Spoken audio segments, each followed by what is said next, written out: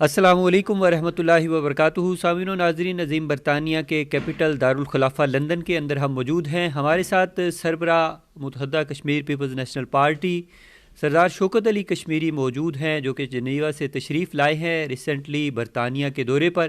ان سے ہم بات کرتے ہیں کہ کشمیر کی جو تازہ ترین صورتحال ہے، کیونکہ کشمیر پر یہ دسترس رکھتے ہیں، ایک اتھارٹی کی حیثیت رکھتے ہیں یونائٹڈ نیشن کے اندر، یورپین یونین کے اندر اور پوری دنیا کے اندر ایک مؤثر آواز ہیں۔ سردار صاحب، پہلے تو میں بڑا شکر گزار ہوں آپ کا وقت دینے کا۔ تھوڑا سا بتائیے گا کہ ابھی جو سینیریو ہے ریسنٹلی، دو گروپ جو ہے ہمیں ورلڈ پاورز کے بنتے ہوئے دکھائی دیتے ہیں۔ امریکن جو ہے وہ اپنے گروپ کو سپورٹ کر رہے ہیں، چائنا جو ہے وہ بھی ایک معاشی طاقت کے طور پر اور سپر پاور بھی اس کو کنسیڈر کیا جا رہا ہے، یورپین یونین میں ایسی آوازیں بھی آ رہی ہیں۔ تو آپ کیا سمجھتے ہیں اس سینیریو کے اندر کشمیر کا جو کیس ہے، آیا اس کا حل ہو چکا ہے؟ اس کے حوالے سے کوئی فیصلہ ڈیسیژن دے دیا گیا ہے یا کہ اسی طرح وہ لنگر آن ہے؟ اس حوالے سے دیکھنے سننے والوں سے کچھ اپنے تاثرات شیئر کیجیے گا۔ بہت شکریہ، آپ نے ٹائم نکالا، آپ یہاں تشریف لائے۔ جہاں تک آپ کے سوال کا تعلق ہے، بنیادی طور پر جو رسپیکٹو گورنمنٹس ہیں وہ تو کوشش کر رہی ہیں کہ جو بھی وہ فیصلے کرے ریاست جموں کشمیر کے حوالے سے ورلڈ کمیونٹی ان کو انڈورس کرے۔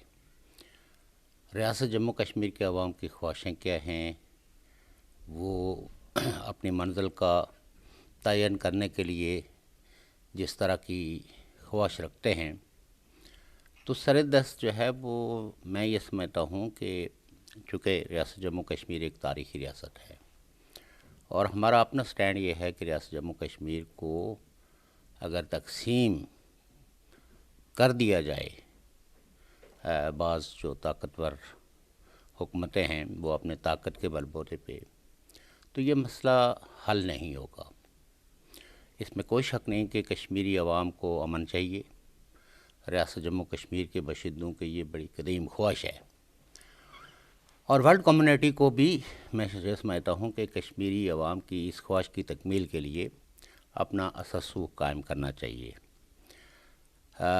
نہ تو اس مسئلے کا حل جو ہے وہ دہشت گردی کو فروغ دینا ہے، اور نہ ہی زور زبردستی سے کشمیری عوام کی خواہشوں کو کچلنا مسئلے کا حل ہے۔ سردار صاحب، ابھی جو افغانستان کی یعنی بقول وہاں کے جو ابھی موجودہ جنہوں نے بھی اس کو کیپچر کیا ہے، آکوپائڈ کیا ہے، بقول ان کے جو بھی حکومت وہاں پر بنی ہے، اس کے بعد سینیریو اس میں کیا یعنی کیا اثر انداز ہو سکتی ہے کشمیر کی تحریک کے اوپر، یا کشمیریوں سے اس کی کیا وابستگی آپ دیکھتے ہیں؟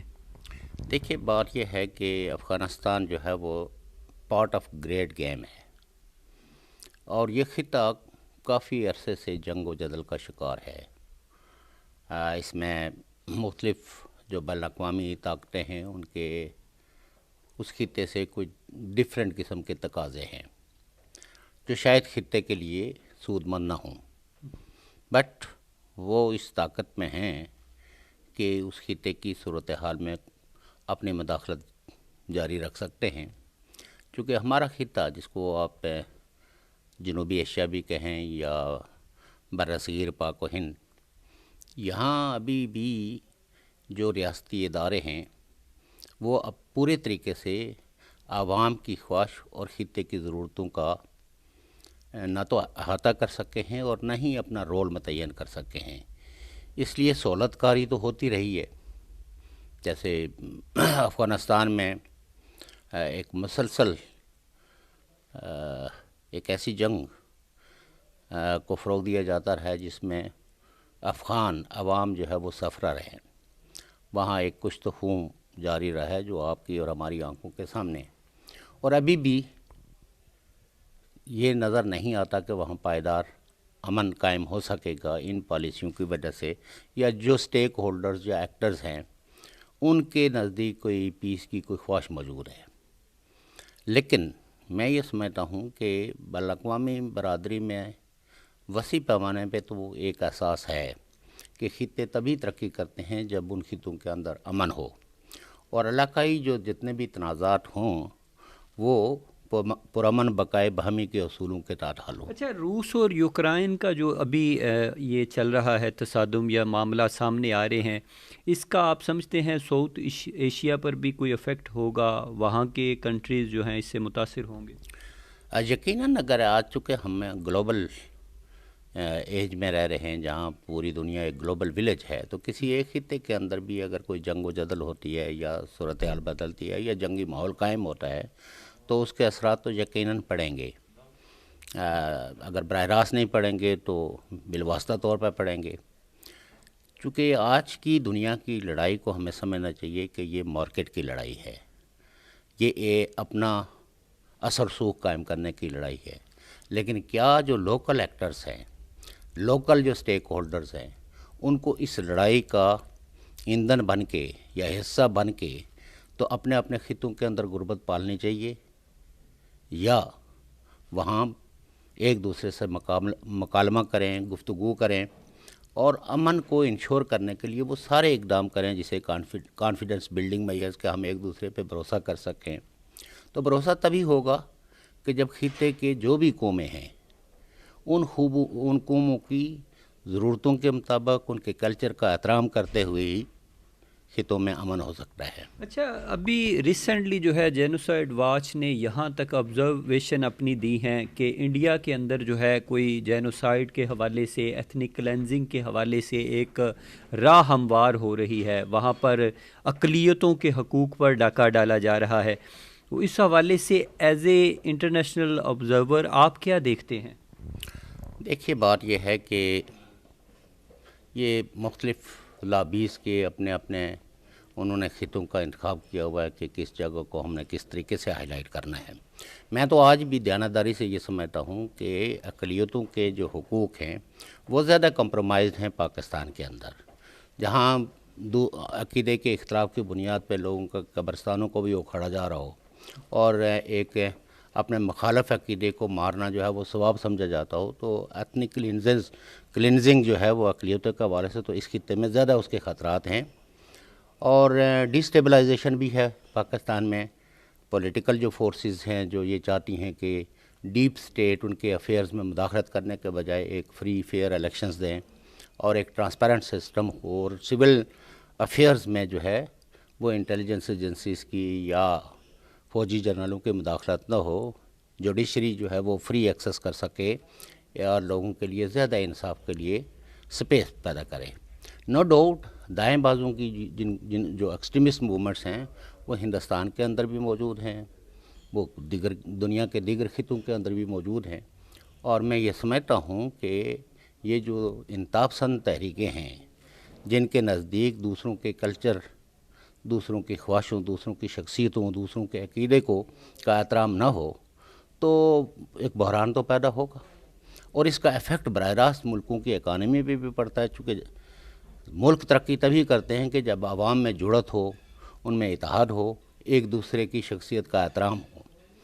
तो इसलिए इन तहरीकों से जो कोई भी ये तवक्को रखते हैं कि उनके मज़हब की फ़तह हो जाएगी, तो तारीख़ इस बात की गवाह है कि कोई ताकतवर से ताकतवर मज़हब भी कमज़ोर से कमज़ोर मज़हब को शिकस्त नहीं दे सका। लेकिन जिन जिन माशरों में ये हमांगी पैदा हुई, जिसको फ़िरकावाराना हमांगी कहते हैं, तो उन माशरों ने तरक्की की। यूरोप में भी एक दौर में बड़ी मजहबी जंगें रही हैं, चर्च बहुत ताकतवर था, लेकिन जब इन्होंने जमहूरियत कायम की और इंसान के हक़ को तस्लीम किया, उसकी फ्रीडम ऑफ एक्सप्रेशन को ऑनर किया, उसकी फ्रीडम ऑफ मूवमेंट को, आज आप एक मुल्क के शहरी होते हैं, पासपोर्ट आपके पास एक मुल्क है, लेकिन 27 मुल्कों में आपको बग़ैर किसी रिस्ट्रिक्शंस के जो है वो आपकी फ्रीडम ऑफ मूवमेंट जो है वो इंश्योर की जाती है। तो हमारे यहाँ भी हमें वो मुतालबे, असल में प्रॉब्लम यह है कि जनूबी एशिया और ख़ास करके हिंदुस्तान और पाकिस्तान के कॉन्टेक्स्ट में देखा जाए तो एक ट्रैप है। ऐसे ऐसे नारे हैं जिन नारों का बुनियादी तौर पर आवाम के ज़िंदा दुखों से कोई ताल्लुक़ नहीं है। जिस माशरे में इंसान को वोट लेने या वोट देने का हक़ नहीं है, आप इलेक्शन में सिर्फ इसलिए हिस्सा नहीं ले सकते क्योंकि स्टेट को आपके नज़रियात से इख्तलाफ है, तो वहाँ सबसे पहला फ़र्ज़ क्या है कि इंसान के इस हक़ को मनवाने के लिए जदोजहद की जाए। जहाँ ह्यूमन राइट्स की वायलेशंस हो تو ان وائلیشنس کو کم کرانے کے لیے اپنا اثر رسوخ، اپنی صلاحیتیں، اپنا اسکل استعمال کرنا چاہیے. لیکن ہم آج بھی فاشزم، تھیوفاشزم، ایکسٹریمزم، کمیونلزم، کہیں نہ کہیں یہ جو اسٹیٹس کے ٹریپس ہیں، ان ٹریپس میں پھنسے ہوئے ہیں. اور جو کوئی بھی احترام انسانیت کی بات کرتا ہے، اس کو فتوے لگا کے اس مطالبے جو ہماگیر مطالبہ ہوتا ہے، اس کی انٹینسٹی کو کم کرنے کی کوشش. سردار صاحب، جن لوگوں کو ماضی کے اندر پرو انڈین کہا جاتا تھا یا ہندو نواز جو ہے قیادت کہا جاتا تھا، آج وہ بھی جو ہے ہرزہ سرائی کر رہی ہے. محبوبہ مفتی کو دیکھ لیں، سجاد لون کو دیکھ لیں، فاروق عبداللہ کو دیکھ لیں، وہ بھی آواز اٹھا رہے ہیں کہ جناب ہمارے ساتھ زیادتی ہو رہی ہے، ہمارے حقوق غصب کیے جا رہے ہیں. آپ اس کو کس تناظر میں دیکھتے ہیں؟ دیکھیے، بات بنیادی طور پہ نا ہم ہوتے ہیں جو ریاستوں کے ٹریپ میں ایک دوسرے کو پرو انڈیا، پرو ڈیموکریسی، اینٹی ڈیموکریسی، پرو مذہب، اینٹی مذہب بناتے ہیں. جو شخص جس گھر میں پیدا ہوا، بنیادی طور پر تو مجھے نہیں لگتا کہ وہ اپنے والدین کے مذہب کا احترام نہیں کرے گا. اسی طریقے سے دنیا کے اندر ویوز ہیں.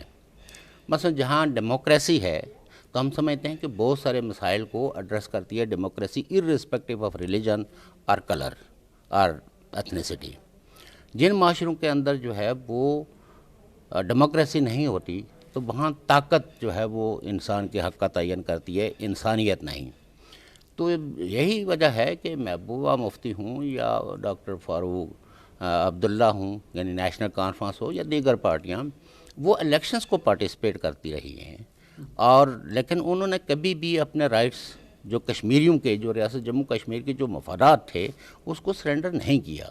لیکن چونکہ ہمارے منہ میں جب لقمہ دے دیا جاتا ہے تو اس لقمے کی بنیاد پہ ہم عقیدے کے اختلاف پہ دوسرے کو قابل گردن زن نہیں قرار دیتے رہتے ہیں. تو رائٹس کی موومنٹس کو سمجھنا اور اس کے ساتھ اپنی وابستگی، یہ ریاستوں کے حکمرانوں کو یا اداروں کو یا پالیسی سازوں کو زیادہ تکلیف پہنچاتی ہے بنسبت اس کے کہ ہم کوئی کسی ریٹرک کے. اچھا، کچھ ڈائسپورا جو جماعتیں ہیں یا لیڈرشپ ہے وہ یہ بھی کہتی ہے کہ ایگزائل گورنمنٹ جو ہے کشمیر کے حوالے سے بنا دی جائے تو یہ بھی ایک بڑا بہتر سلوشن ہے.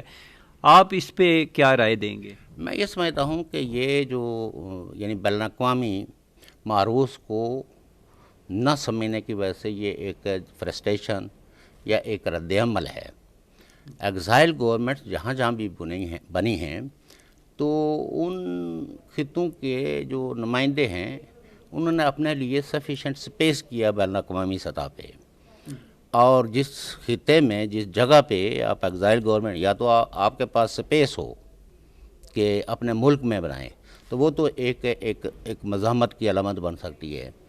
لیکن خطے کے اندر تو آپ کے پاس ایک انچ زمین بھی نہ ہو اس طرح کی کوئی گورنمنٹ، تو اس طرح کے ایڈونچرز ہوتے رہے. تو میں سمجھتا ہوں کہ یہ ایک ایڈونچرسٹ سوچ ہے، مہم جوئی، اس میں کوئی سنجیدگی نہیں ہے. چونکہ آپ کو سلوشن آپ کے، یعنی آپ کے سامنے سلوشن کیا ہے پھر اس کے، کیا یعنی بہتر کیا سلوشن؟ سب لوگوں کو مل جل کر سب سے پہلے امن کو ریسٹور کرنا چاہیے. جب تک امن نہیں ہوگا، جب تک لوگوں کے ساتھ مکالمہ نہیں ہوگا، حکومتیں جو ہے ان پہ اتنا پریشر نہ ہو کہ وہ سیاسی سماجی رہنماؤں سے گفتگو پہ آمادہ ہوں، تو اس وقت تک جو ہے وہ مسائل کا کوئی حل نہیں ہے. جذباتی باتیں میں بھی آپ کے سامنے بیٹھ کے کر سکتا ہوں کہ جی جب تک حکومتیں چند پیاروں کو بلا کے جو ہے وہ کنورسیشن بھی کر لیں، مذاکرات کر لیں، اس سے حل اس سے کچھ فرق نہیں پڑتا نا. دیکھیں، بات یہ ہوتی ہے کہ آپ نے اپنے اتحادی، اگر میں کہوں کہ بحیثیت کشمیری، میں نے اپنے نظریے کے لیے پاکستان میں اپنے حامی کتنے ایک پیدا کیے ہیں، کن کن قوتوں کے جو میرے حق کو تسلیم کرنے کے لیے تیار ہے. ہم اس کو پاکستانی حکمرانوں کے نقطہ نظر سے محب وطن ہی نہیں سمجھتے. تو نتیجہ یہ ہے کہ ہم نے اپنے آپ کو اپنی جذباتی پالیسیاں کہیں یا غلط پالیسیاں کہیں، ان کی بنیاد پہ اپنے دوست دن بدن ہم نے کھوئے ہیں، دوستوں کو بنایا نہیں ہے. اور آج بھی میں ایک دن بات کر رہا تھا تو کوئی دبئی سے کوئی دوست جو ہے نا، وہ کہہ رہے تھے کہ آپ بلوچوں کی حمایت کیوں کرتے ہیں. آپ اس سے اندازہ کر سکتے ہیں کہ ہمارے لوگ किस तरह के प्रोपेगेंडे के अंदर उनकी तरबियत हो रही है। तो हमें दोस्त अगर बनाने हैं तो वो दोस्त जो सबसे पहले आपके हक़ को तस्लीम करते हों, आपके तशख़्ख़ुस को मानते हों, आपकी तारीख़ का एहतराम उनके दिलों में मौजूद हो। वो लोग आपका कोई एहतराम नहीं कर सकते जिन्होंने तो जिन जगहों पे वो रहते हैं वहाँ के लोगों के किसी हक़ को तस्लीम करने के लिए तैयार नहीं है। तो हमने इसी तरह हिंदुस्तान, देखिए शेख अब्दुल्ला थे तो मुझे अच्छी तरीके से याद है कि जब वो श्रीनगर में या जम्मू में या किसी रियासत के किसी हिस्से में वो कोई कॉन्फ्रेंस करते थे तो उनकी कॉन्फ्रेंसों में खान अब्दुल गफ़ार ख़ान, अब्दुल समद चकज़ई, फैज़ अहमद फैज़ और इसी तरीके से नॉर्थ साउथ इंडिया से जो है वो बड़े बड़े तरक़्क़ी पसंद रहनुमा वहाँ शिरकत करते थे। और एक बड़ा हिस्सा जो है वो रहनुमाओं का वो कश्मीरियों की जो हुकूक की तहरीक थी या शख्सी अमरियतों के ख़िलाफ़ जो उनकी जदोजहद थी उसको सपोर्ट करते थे। बाद अज़ा हमने क्या किया, और फिर आज भी आप ये देखें कि जिन लोगों का जो कंसेप्ट जो बयानिया रियासत का है वो इस बात पे ही नहीं आमादा कि हम उस दिन को बनाएं जिस दिन आपकी ये जिस रियासत को आप क्लेम करते हो 1846 16 मार्च 1846, आप वो दिन बनाने के लिए तैयार नहीं हो। आप ये मानने के लिए तैयार नहीं हो कि इस रियासत को बनाने में किसने क्या रोल अदा किया। तो वो देखें ये जो सरदार साहब जो डिवीज़न है, जो लीडरशिप का फुकदान है, फिर उसके बाद कुछ लोग जो है वो ये भी चाहते हैं कि जनाब कश्मीर के मुख्तलिफ नैरेटिव लेकर चल रहे हैं, तो फिर किस तरह यानी आप समझते हैं एक कॉमन एजेंडा क्या होगा? It all suits ऑक्यूपायर्स। ऑक्यूपायर को सबसे पहले आप जो आपका बतौर इंसान, नॉट बतौर कश्मीरी या पुंछी या मीरपुरी या जम्मू वाल या वैली वाल, जब तक कि आप लोगों को बासियत इंसान जो हक़ है जो इंशराइन है United Nations human rights charter में, तो उस वक्त तक आप ये जो नारे लगाते हैं ना, इन नारों का कोई मान ही नहीं है, क्योंकि हिंदुस्तान और पाकिस्तान दोनों सिग्नेटरी हैं किसके? ह्यूमन राइट्स चार्टर के। तो अगर हमें फ्रीडम ऑफ मूवमेंट नहीं है, अगर हमें फ्रीडम ऑफ एक्सप्रेशन नहीं है, हमें अगर इंसाफ की अदालतों के अंदर हमारे लिए कोई स्पेस नहीं है और एक ऐसे ड्रैकोनियन लॉज जो है वो ऑपरेट करते हैं, तो इंस्टेड कि हम अपनी जदोजहद को के इन नकात को फोकस करें, हम हमेशा उस नाराबाजी का शिकार रहते हैं जिसकी वजह से लोगों के जो बुनियादी समाजी माशी सकाफ़ती जो हुकूक रहे हैं वो नज़रअंदाज हुए हैं। और हुक्मरान चाहते ही यही हैं कि उनसे आप वो समाजी मुतालबे ना करें जो मुतालबे उनको फौरी तौर पर उनकी तवज्जो मबजूल कराते हैं। तो उनके मुख्तलिफ़ किस्म के हथकंडे हैं। और जब तक कि कश्मीरी लीडरशिप, मैं बहुत मतलब यह कि एक आज़ाद थिंकर के तौर पर, फ्री थिंकर के तौर पर यह कहूँगा कि हमें अपने सारे रोल को, सियासी किरदार को, जमातों के रोल को असर नो उस पर गौर करना चाहिए। ये 100 मन का जो पत्थर लेके हम तहरीक आज़ादी या तहरीक आज़ादी कहते हैं, तो जो शख्स तहरीक आज़ादी को डिफ़ाइन नहीं कर सकता, जिसको राइट टू सेल्फ डिटर्मिनेशन का नहीं पता, लेकिन वो कहता है मैं राइट टू सेल्फ डिटर्मिनेशन चला रहा हूँ, जिसको रेफरेंडम क्या की तारीख से आगाही नहीं है कि रेफरेंडम कैसे होता है किसी मुतनाज़ा खित्ते के अंदर जहाँ कई मुल्कों के मफादात वाबस्ता हैं। तो हमें प्रॉक्सी से थोड़ा सा ऊपर उठ के तो जिन अवाम के साथ हमारी जुड़त है या जिन अवाम का दुख दर्द जो ज़िंदा दुख हैं उनको एड्रेस करना चाहिए।